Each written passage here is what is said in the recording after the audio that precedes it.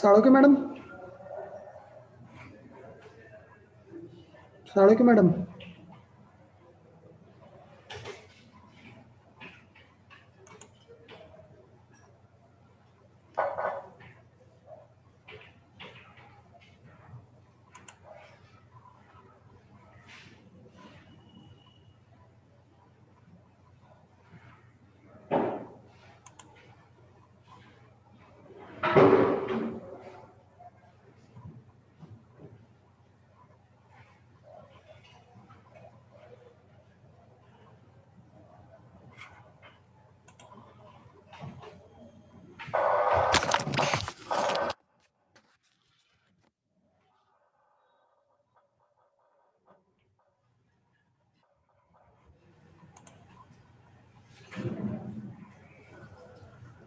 Hello.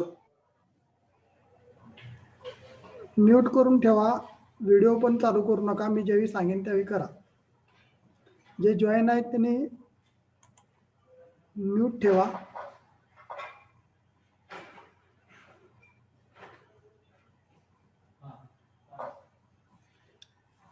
अजून आपले विद्यार्थी ऍड होऊन देत.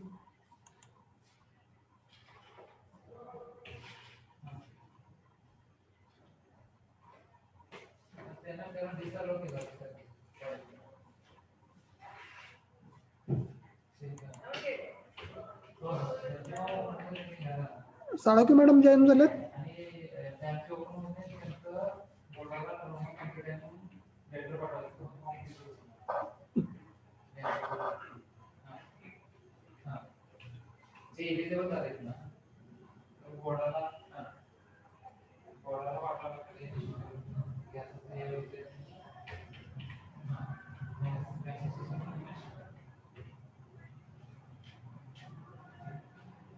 अजून एक 2 मिनिटं थांबूया. 36 जॉईन्स आहेत. आपले 63 विद्यार्थी आहेत टोटल. तुमच्या क्लास टीचर जॉईन होऊन देत, मग आपण चालू करू आजचा इंडक्शन प्रोग्राम.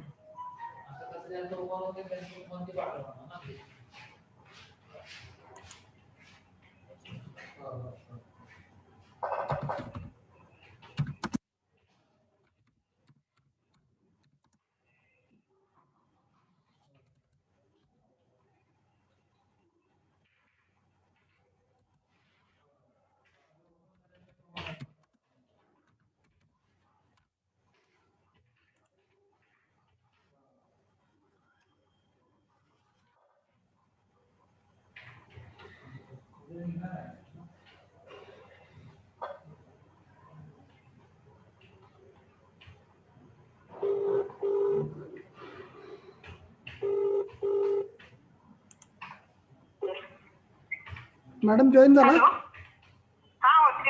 जॉईन व्हा. 37.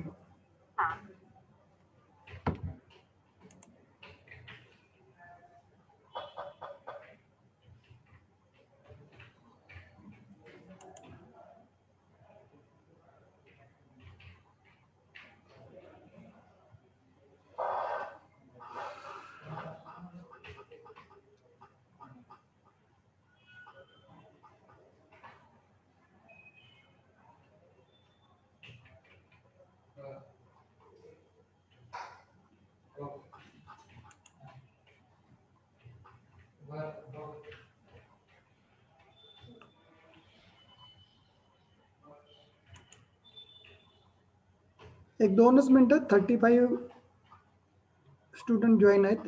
अजून एक 2 मिनिटं वाट बघूया. क्लास टीचर पण तुमचे जॉईन होऊन देत, मग आजचा इंडक्शन प्रोग्राम स्टार्ट करूया.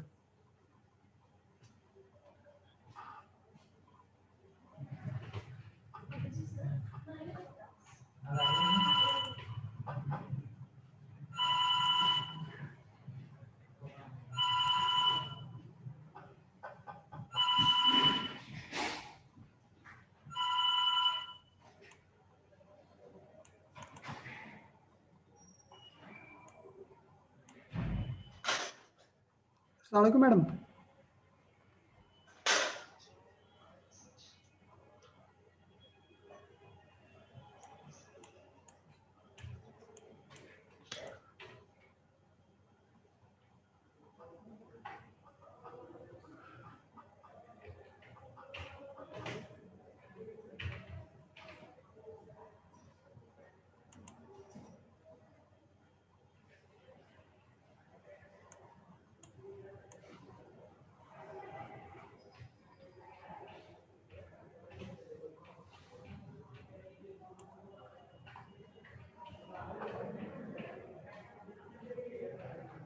साळके मॅडम.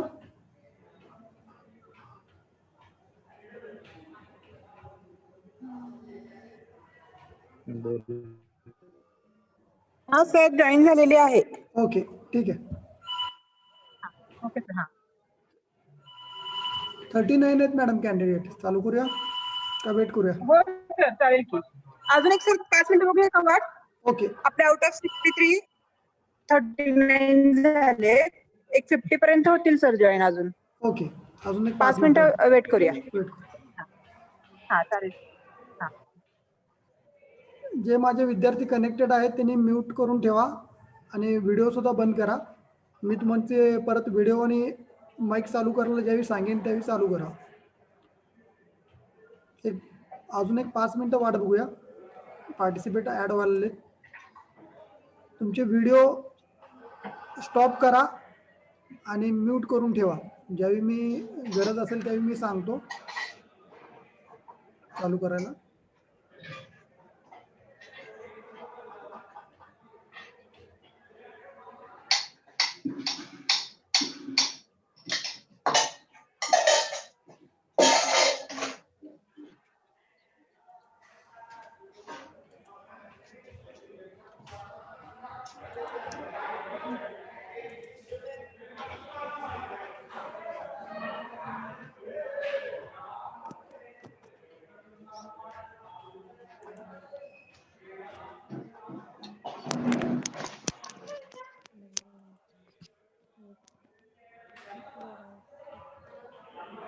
जे जॉईन आहेत त्यांनी म्यूट करून ठेवा आणि व्हिडिओ पण स्टॉप करा.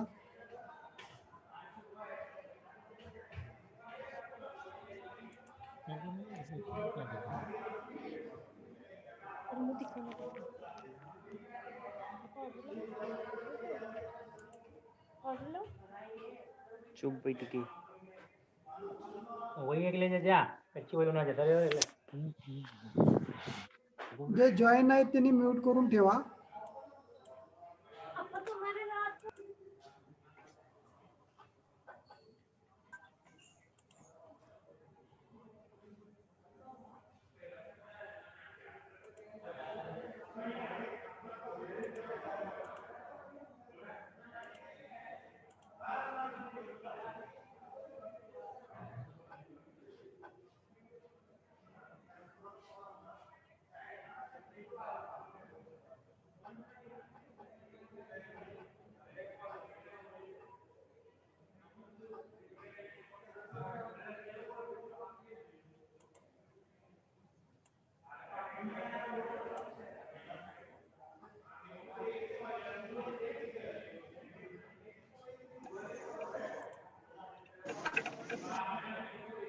मी अजून काय बोलत नसल्यामुळे साऊंड येत नाही.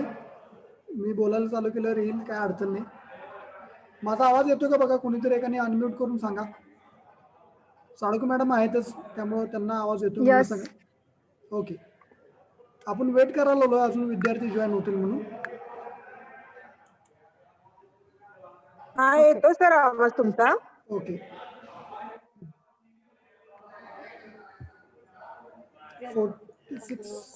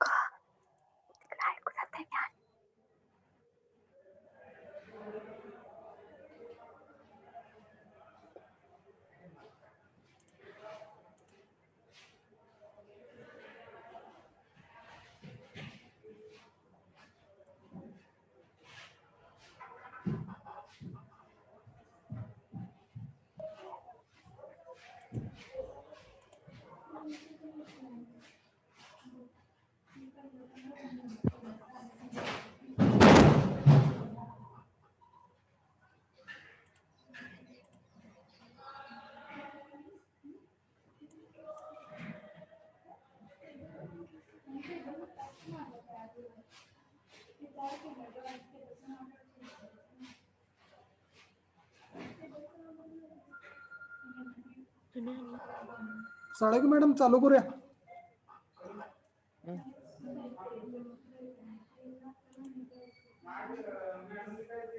हा ओके सर चालू करा. ओके ठीक आहे. मी स्क्रीन शेअर करतो. माझी स्क्रीन दिसते का फक्त? साळुंके मॅडम सांगा. दिसते ना?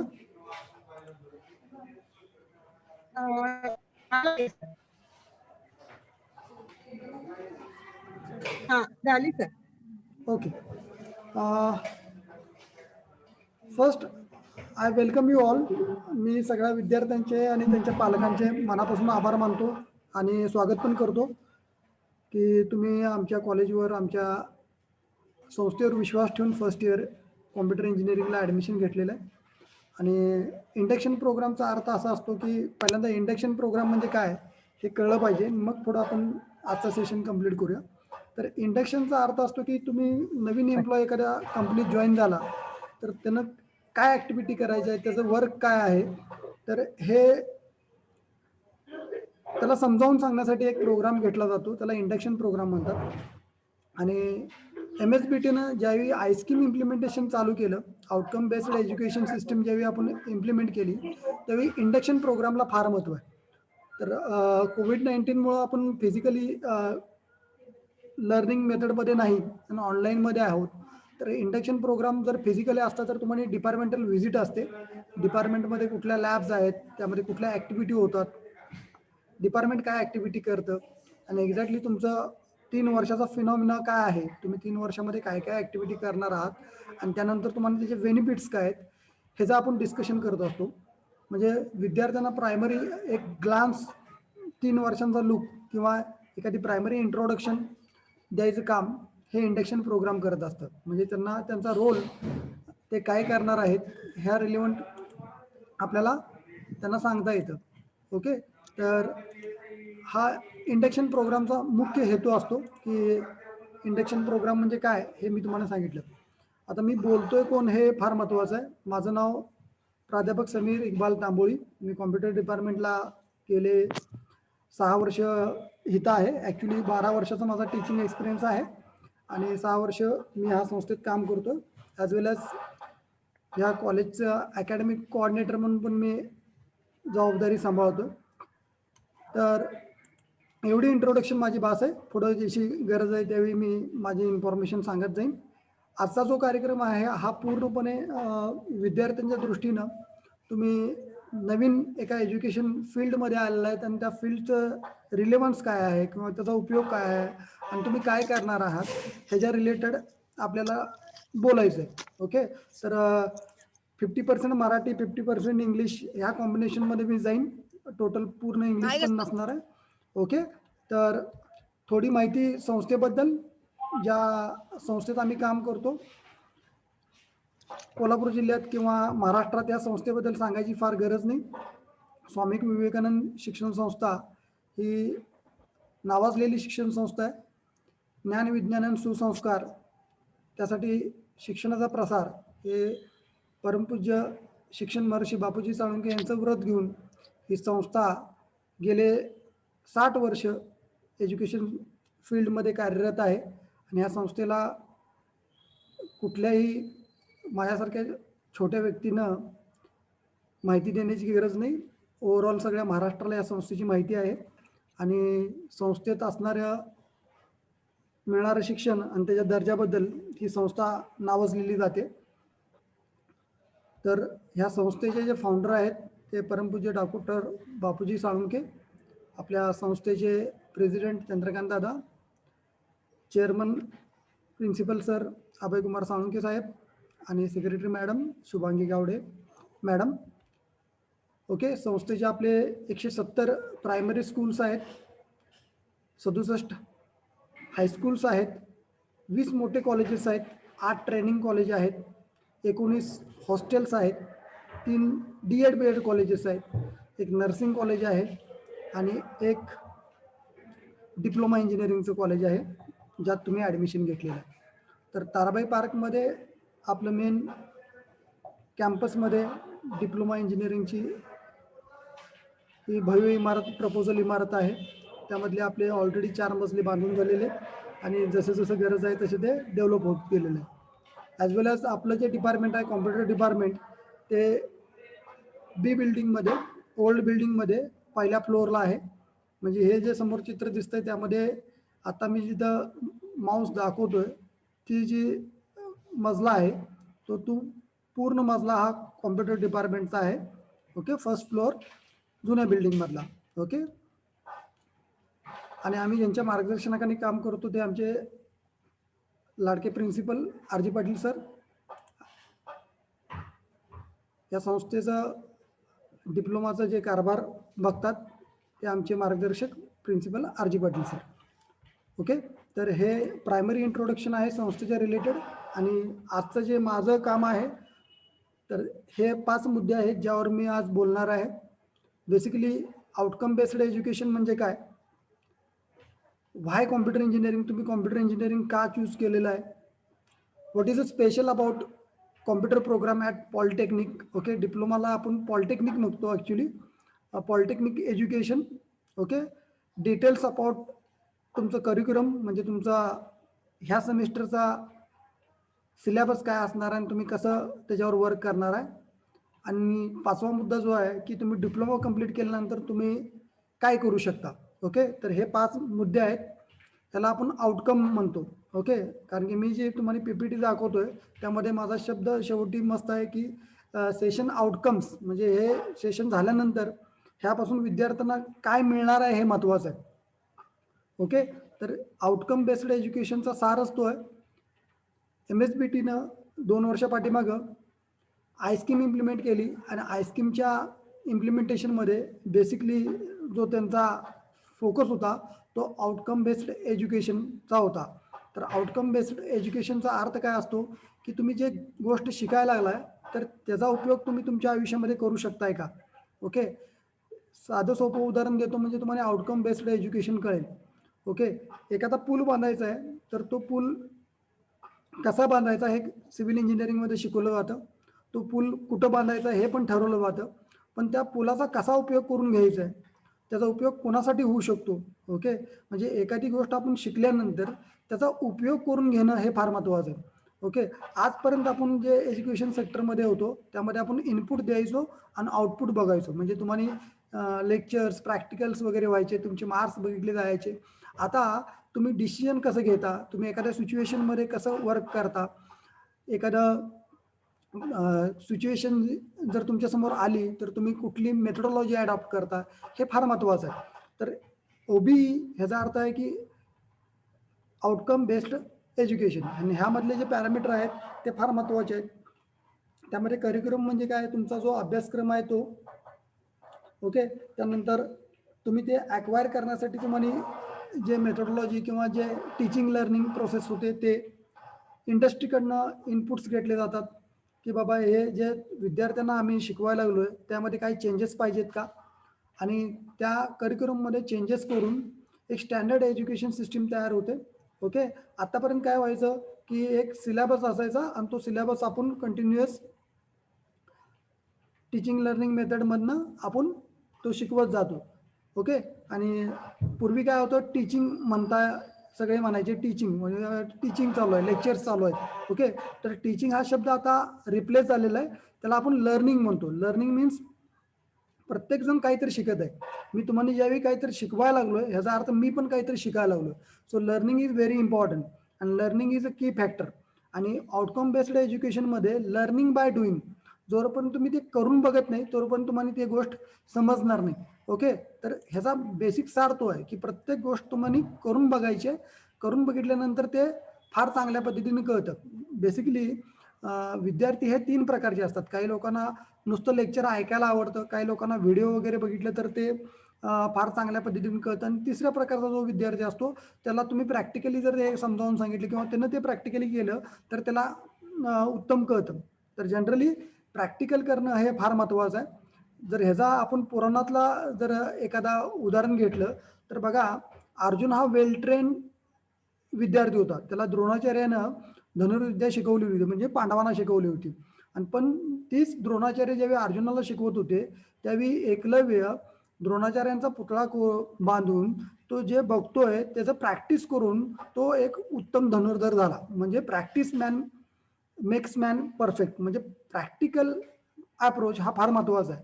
आणि तुम्ही ज्यावेळी प्रॅक्टिकली एखादी गोष्ट शिकता, तुम्ही डोळ्याने ज्यावेळी बघता किंवा तुम्ही ते स्वतः इम्प्लिमेंट करता तर त्यावेळी तुम्हाला त्या गोष्टी कळायला सुरुवात होतात. आणि इंजिनिअरिंग म्हणजे तेच आहे बेसिकली. इंजिनियरची डेफिनेशनच आपल्याला कळली पाहिजे. इंजिनियर ही अशी व्यक्ती आहे ती काहीतरी नवीन तयार करले, म्हणजे नवीन काहीतरी तयार करते जी समाजाच्या उपयोगी आहे. म्हणजे कॉम्प्युटर इंजिनिअरिंगची जर डेफिनेशन करायची असेल तर computer engineering is a person who knows the computer fundamental, computer basics, programming language and it develop a application which is useful for the society. आपण जे काय तयार करायला लागलो आहे ते सोसायटीच्या बेनिफिशियली असणार आहे, त्यासाठी आपण हे तयार करतो. ओके. काही लोक स्क्रीनवर जे रेषा मारायला लागलेत नर्सरीचं लेक्चर नाही, त्यामुळं ती गोष्ट लक्षात ठेवा. तुमचा अप्रोच फार महत्त्वाचा आहे. इंजिनियर होण्यासाठी तुम्ही इंजिनियर सारखं वागलं पाहिजे. Every day in your life must be like a engineer. Engineer ज्या ॲक्टिव्हिटी करतो, if you want to become a engineer you must think like a engineer, you must work like a engineer and then you can easily become a engineer. हे इंजिनिअरिंगचं basic सार आहे की तुम्ही इंजिनियरसारखा विचार केला, इंजिनियरसारखं वागलं आणि इंजिनिअरिंग अडॉप्ट केलं तर it is easy to become a engineer. त्यासाठी फार वेगळं काही करावं लागत नाही. ओके. तर हे बेसिकली आउटकम बेस्ड एज्युकेशनचा सार आहे, ज्यामध्ये आपण आउटपुट रिलेव्हंट भरपूर गोष्टी बघणार आहे. आणि national board of accreditation, NBA म्हणतो आपण त्याला, तर त्या नॅशनल बोर्ड ऑफ ॲक्रेडेशननं आफ्टर डिप्लोमा, एखादा विद्यार्थी जर डिप्लोमा कंप्लीट केला तर त्या डिप्लोमा प्रोग्रामपासून त्याला काय बेनिफिट होणार आहे, तो काय शिकणार आहे, ह्याला प्रोग्राम आउटकम्स म्हणतात. ओके.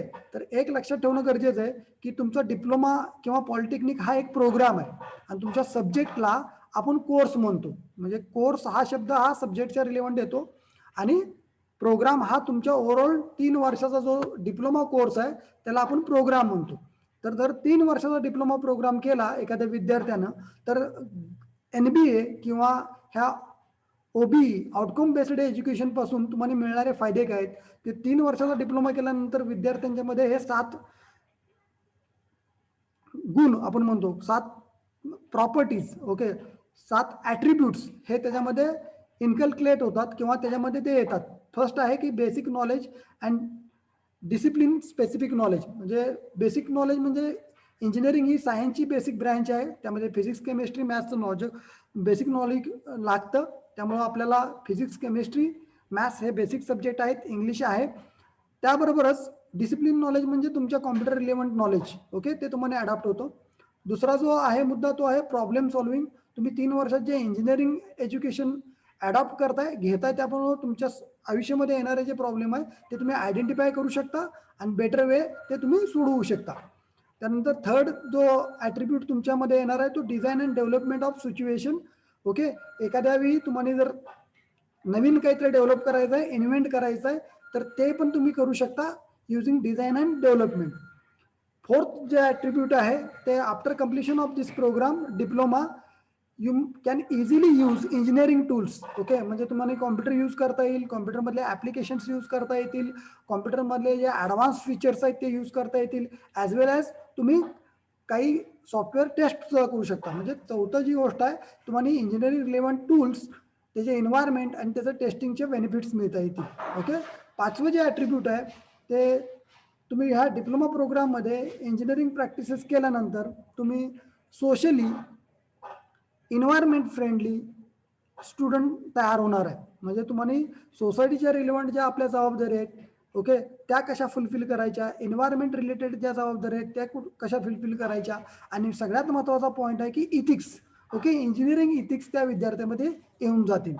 6वा जो ॲट्रिब्यूट त्या विद्यार्थ्यामध्ये येतो डिप्लोमा कंप्लीट केल्यानंतर तो असतो project management.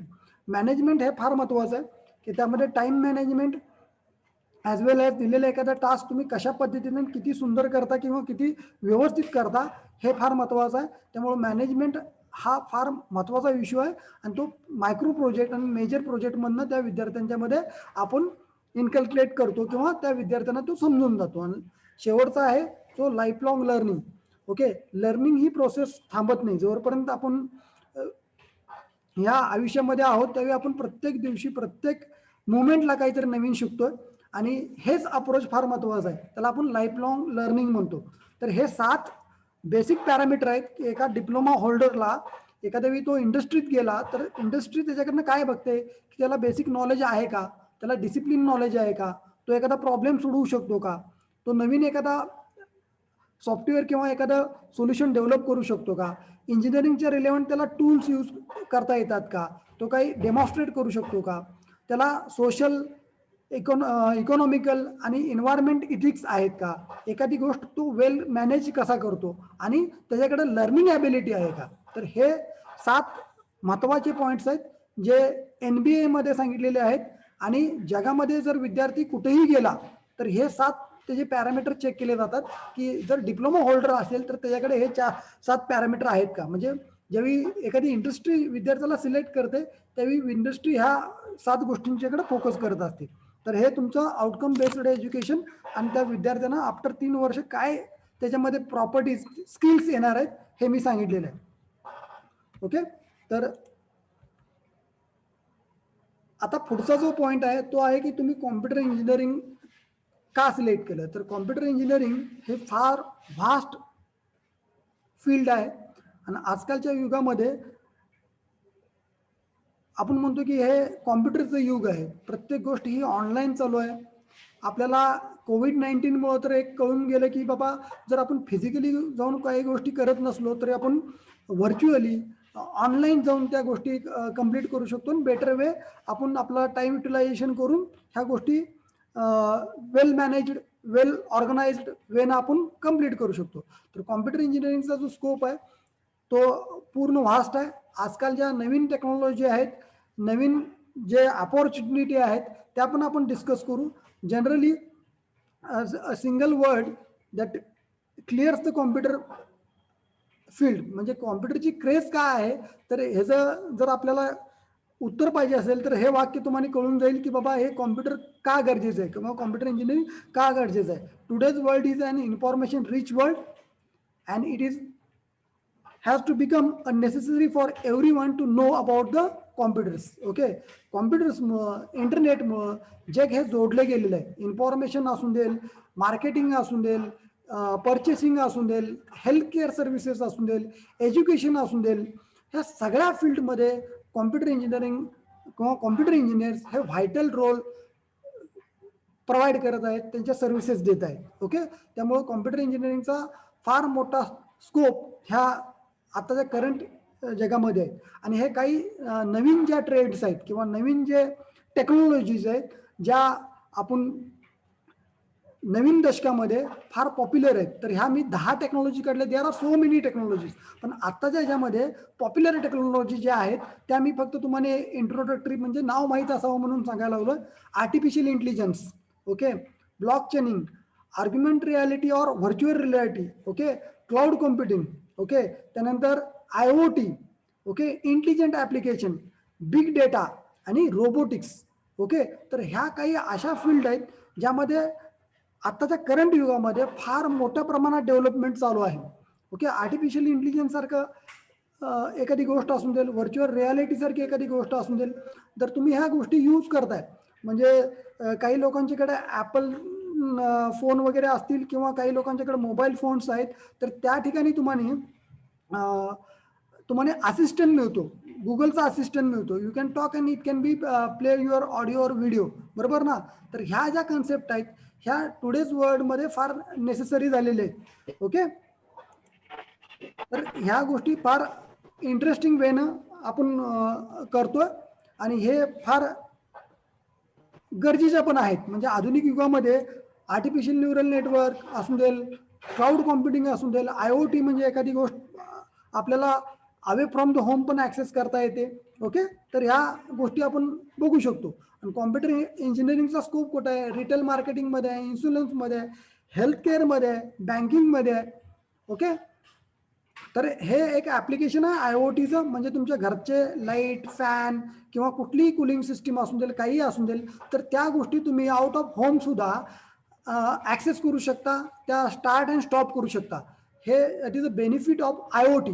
Okay. Information internet of things. Okay. IoTचं बेसिक एक्झाम्पल ह्या चित्रातून तुम्हाला कळेल की तुम्ही स्पीड मॅनेज करू शकता, ऑटोमॅटिक ड्राईव्ह करू शकता, ऑटो ड्राईव्ह करू शकता किंवा तुमच्या ज्या होम सिक्युरिटी आहेत त्या तुम्ही अवे फ्रॉम द होम तुमच्या काही ॲप्लिकेशन्स असतील ते टर्न ऑन आणि टर्न ऑफ करू शकता, चालू बंद करू शकता. ओके. त्यानंतर कॉम्प्युटर इंजिनिअरिंगचं बेसिक जे फीचर आहे ते स्पीड अँड ॲक्युरसी आहे. त्यामुळंच कॉम्प्युटर इंजिनिअरिंग हे फार फेमस आहे.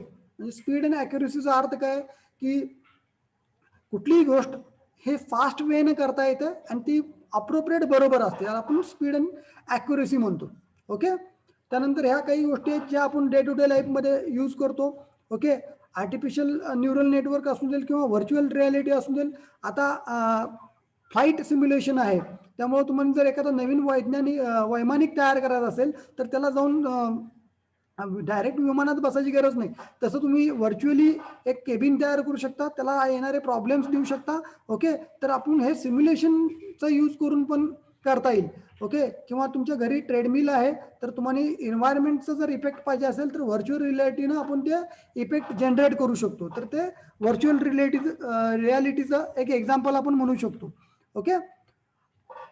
हा तिसरा जो पॉईंट आहे तो फार महत्त्वाचा आहे की तुम्ही डिप्लोमा किंवा पॉलिटेक्निकमधून कॉम्प्युटर इंजिनिअरिंग कंप्लीट केल्यानंतर त्या विद्यार्थ्याला मिळणार काय आहे किंवा what is a special about CO course in polytechnic. Okay. तर फर्स्ट इयर, सेकंड इयर आणि थर्ड इयर अशी आपली 3 वर्षाची विभागणी असते. फर्स्ट इयरमध्ये बेसिक्स ऑफ इंजिनिअरिंग क्लिअर होतात, त्यामध्ये physics, chemistry, maths, English, okay, communication skill, ethics clear होतात. त्यानंतर सेकंड इयरमध्ये प्रोग्रामिंग लँग्वेज, फर्स्ट इयरलाच पहिल्यांदा एक C प्रोग्रामिंग लँग्वेज येते, बेसिक लँग्वेज. त्यानंतर तुम्ही data structure, object oriented programming, database management सिस्टीमचे सारखे सब्जेक्ट तुम्ही शिकता त्यामध्ये. त्यानंतर Java programming, advance Java programming, networking, computer networking, computer graphics, operating system ह्यासारखे प्रोग्राम आपण थर्ड इयरमध्ये शिकतो. कॉम्प्युटर इंजिनिअरिंग डिप्लोमामध्ये थर्ड इयरमध्ये ॲडव्हान्स सब्जेक्ट ISKIMमध्ये ॲड आहेत. पायथॉन प्रोग्रामिंग जे डिग्रीला फायनल इयरला आहे ते प्रोग्रामिंग आपण इथे शिकतोय. ॲडव्हान्स कॉम्प्युटर नेटवर्किंगमध्ये तुम्हाला सिम्युलेशन थ्रू तुम्ही भरपूर प्रोटोकॉल वगैरे शिकताय. .NET प्रोग्रामिंग आहे, ॲज वेल ॲज मोबाईल ॲप्लिकेशन डेव्हलपमेंट ज्याला आपण मॅड हा सब्जेक्ट म्हणतो, तो पण डिप्लोमामध्ये तुम्हाला शिकवला जातो. म्हणजे डिप्लोमाचं जे 3 वर्षाचं सिलेबस आहे तो इतका सुंदर डिझाईन केला आहे की विद्यार्थ्याला, इवन डिग्रीच्या विद्यार्थ्याला जे नॉलेज आहे ते डिप्लोमा विद्यार्थ्याला मिळतं. आणि बेसिकली आपला फोकस प्रत्येक सब्जेक्टला प्रॅक्टिकल प्लस मायक्रो प्रोजेक्ट असल्यामुळं थेअरी प्लस प्रॅक्टिकल हे नॉलेज त्याला येतच. तर हा बेसिक आपला 3 वर्षाचा कोर्स आहे आणि या 3 वर्षाच्या कोर्समध्ये तुम्हाला बेसिक प्लस ॲडव्हान्स या दोन्ही गोष्टी आपल्याला शिकायला मिळतात. ओके. तर आता आपल्याला फिजिकली तर आपलं डिपार्टमेंट बघता येत नाही, तर मी तुम्हाला काही लॅबोरेटरीज आणि काही त्याचे फोटोग्राफ दाखवतो. आपल्याकडे डिपार्टमेंटला ॲक्च्युली 6 लॅब आहेत. ओके. तर 5 लॅब इथं आहेत आणि सर्व्हर लॅब आपली मेन बिल्डिंगमध्ये आहेत. तर त्यामध्ये ही networking lab, okay, programming lab, त्यानंतर internet lab, hardware lab, okay, आणि सेंट्रल कॉम्प्युटिंग फॅसिलिटी म्हणून पण आपल्याकडे आहे, जिथं आपल्याला तुम्ही जनरली सर्चिंग आणि जर तुम्हाला एखादा प्रोजेक्ट करायचा असेल तर तिथं तुम्हाला प्रॅक्टिकल परफॉर्म करता येतं. ओके. त्यानंतर आपण विद्यार्थ्यांच्या बाकीच्या स्किल डेव्हलप करण्यासाठी एक्सपर्ट लेक्चर कंडक्ट करतोय. बाहेरचे एक्सपर्ट लोक, इंडस्ट्रीचे एक्सपर्ट लोक आणतोय, त्यांच्याबरोबर आपण डिस्कस करतोय. ॲज वेल ॲज आपल्याला काही गोष्टी कशा इम्प्लिमेंट करतात त्या बघण्यासाठी आपण दूरदर्शन असून देईल, रेडिओ स्टेशन्स असून देईल, ओके, मोठी इंडस्ट्री असून देईल किंवा लोकमत सारखी प्रिंटिंग प्रेस असून देईल, तिथं आपण जातोय आणि तिथं आपण जाऊन नॉलेज घेतोय की इंडस्ट्रीमध्ये कॉम्प्युटर इंजिनिअरचा रोल कसा आहे, त्यातून आपण स्किल डेव्हलप करतोय. ॲज वेल ॲज सोशल ॲक्टिव्हिटी पण करतोय. विद्यार्थ्यांचे युनियन आहे, तिथं सिलिकॉन नावाचं एक युनियन आहे, त्यामधून आपण मुलं समाजोपयोगी पण काही गोष्टी करतात. काही कॉन्ट्रीब्युशन काढून अनाथाश्रमाला किंवा ज्यांना गरज आहे त्या लहान मुलांना आपण पुस्तकं, वह्या किंवा त्यांचे युनिफॉर्म डोनेट करतो. ओके. तर ह्या पण ॲक्टिव्हिटी विद्यार्थी करतात की त्यांना सोशल अवेअरनेस असावा म्हणून. ओके. काही इव्हेंट विद्यार्थी ऑर्गनाईज करतात, त्यात ब्लाइंड टायपिंग सारखं असून देईल किंवा हँड रायटिंग असून देईल, प्रोग्रामिंग कॉम्पिटिशन असून देईल, अशा वेगवेगळ्या ॲक्टिव्हिटी आपल्या डिपार्टमेंटमध्ये होत असतात. ओके.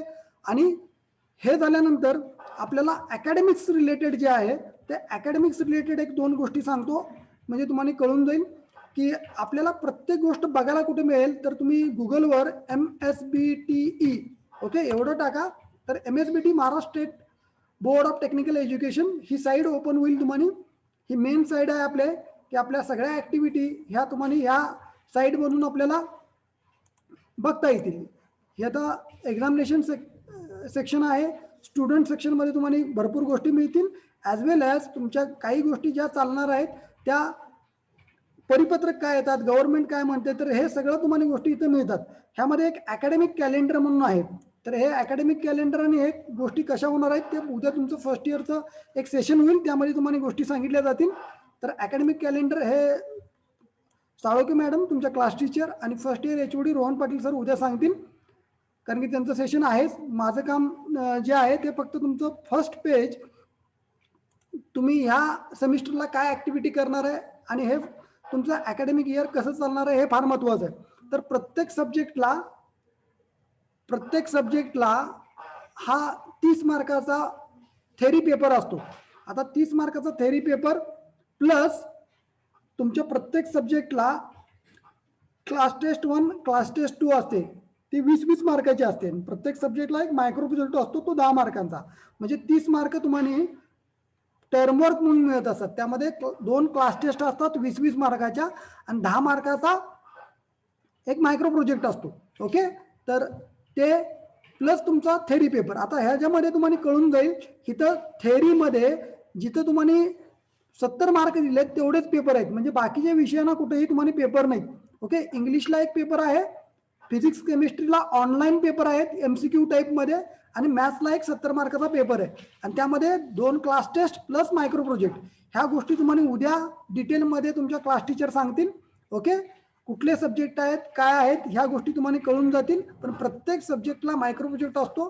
त्या विद्यार्थ्यांना छोटासा मॉडेल किंवा तुम्ही जे शिकलाय ते काय शिकलाय हे तुम्हाला तिथे डेमॉन्स्ट्रेट करून मार्क मिळतात. ओके, तर हा तुमचा पहिल्या सेमिस्टरचा इश्यू आहे आणि ते उद्या तुमच्या प्रेझेंटेशनमध्ये त्या गोष्टी सांगितल्या जातील. ओके, जे आपलं शेवटचं काम जे राहिलेलं आहे ते फक्त सांगतो की तुम्ही डिप्लोमा केल्यानंतर जनरली विद्यार्थीची अपेक्षा असते की मी पुढे काय करू शकतो. ओके, तर डिप्लोमा केल्यानंतर 2 गोष्टी होऊ शकतात. एक तर तुम्ही जनरली विद्यार्थी पुढच्या एज्युकेशनला जातो. Okay, higher एज्युकेशनला. ओके, ह्या काही ॲक्टिव्हिटी ज्या ऑडिटोरियममध्ये होतात, एन्व्हायरमेंटल व्हिजिट होतात, इंडस्ट्रियल व्हिजिट होतात, त्याचे चित्र आहेत. एक नॅशनल लेवल इम्पल्स नावाचा प्रोग्राम पण आपण कंडक्ट करतो. त्यामध्ये विद्यार्थ्यांना पेपर प्रेझेंटेशन आणि प्रोजेक्ट कॉम्पिटिशनची संधी मिळते. त्यामध्ये महाराष्ट्रातून सगळे कॉलेजेस पार्टिसिपेट होतात. आणि डिप्लोमा केल्यानंतर एखादा विद्यार्थी डिप्लोमा केल्यानंतर तो काय करू शकतो, एक तर तो BE करू शकतो, डायरेक्ट सेकंड इयरला ॲडमिशन मिळू शकतो, किंवा तो स्वतःचा जॉब पण करू शकतो. तर प्रायव्हेट सेक्टरमध्ये तुम्हाला जॉब अवेलेबल आहेत ॲज अ ज्युनियर इंजिनियर म्हणून, जिथे तुमची सॅलरी 2 लाख ते 3 लाखपर्यंत जाऊ शकते. ओके, TCS, विप्रो, बजाज, टाटा ह्यासारख्या कंपनीमध्ये तुम्हाला जॉब मिळू शकतो ज्युनियर इंजिनियर म्हणून. गव्हर्नमेंट सेक्टरमध्ये BSNL असून देईल, भेल असून देईल, रेल्वेज असून देईल, ONGC, DRDO सारख्या ठिकाणी तुम्हाला ज्युनियर इंजिनियर IT असिस्टंट म्हणून जॉब लागू शकतो. किंवा तुम्ही सेल्फ एम्प्लॉई, तुम्ही स्वतःची एखादी हार्डवेअर किंवा सॉफ्टवेअर फर्म चालू करू शकता. तर ह्या 3 अपॉर्च्युनिटी आहेत, प्रायव्हेट सेक्टर, गव्हर्नमेंट सेक्टर आणि सेल्फ एम्प्लॉयमेंट. ओके, तर प्रत्येक गोष्ट ही जी असते प्रत्येकाला नवीन असते. ओके, तर तुम्ही एखादी गोष्ट करताना start by doing what is necessary. तुम्हाला जे गरजेचं आहे ते करायला सुरुवात